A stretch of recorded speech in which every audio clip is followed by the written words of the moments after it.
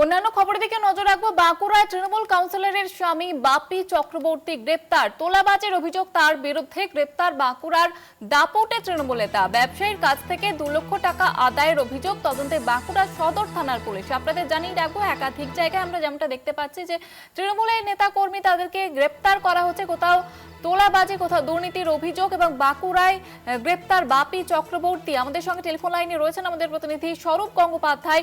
স্বরূপ, ঠিক কি অভিযোগ?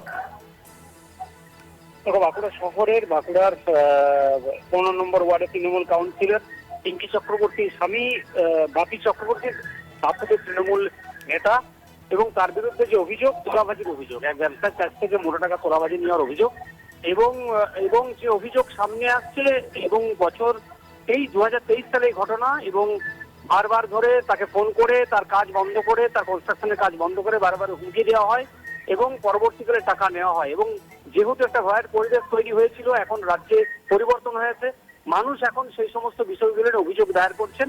আর সেই অভিযোগের ভিত্তিতেই, তোলাবাজির অভিযোগের ভিত্তিতেই বাপি চক্রবর্তীকে গ্রেপ্তার করা হয়েছে। আজকে বাঁকুড়া জেলা আদালতে তাকে পেশ করা হয়েছে। একেবারে ধন্যবাদ জানাবো তোমাকে স্বরূপ।